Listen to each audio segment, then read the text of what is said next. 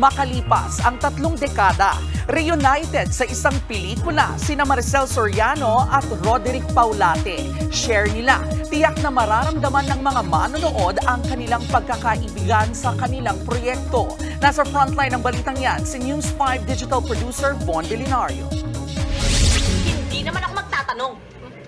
O ano, kahit hindi ka magtanong, sasabihin ko pa rin. Madalas na mortal enemy turned BFFs.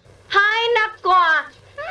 Ewan ko nga ba kung bakit meron kaming kapitbahay dito na napaka-fangit at mukhang puwet. Hoy! Kung mukhang puwet ako, ikaw naman ang utot ko! Matapos ang 3 dekada, muling magsasama bilang kambal sina Maricel Soriano at Roderick Paulate sa pelikulang In His Mother's Eyes.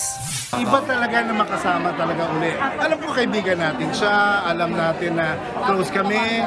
Di ba pag daytime nagkukontakan kami, okay lang. Pero iba yung makasama ko siya sa trabaho.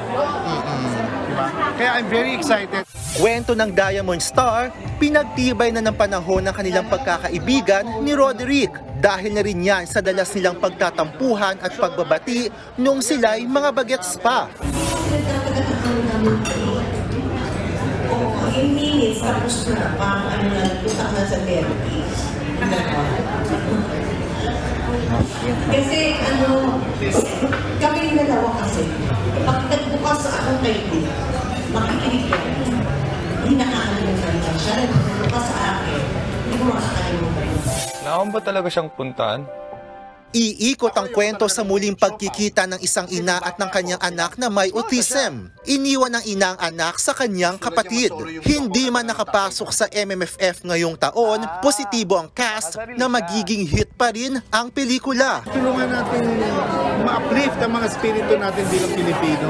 So ang akin, ayan, meron tayong MMFF, hindi ba? So maglalaban-laban. Hindi tayo natanggap, dito tayo, magsimula tayo. Malay mo, good starter tayo para mas lalong maging mas sumigla ang MMFF. Abangan ang In His Mother's Eyes sa mga sinihan sa November 29. Nagbabalita mula sa Frontline, Von Belinario, News 5. Mga kapatid, ito po ang inyong K-Alaman Queen, Kalad Karen.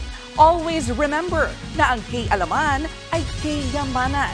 Kaya para sa latest showbiz news at dagdag impormasyon, mag-follow at mag-subscribe sa social media pages ng News 5.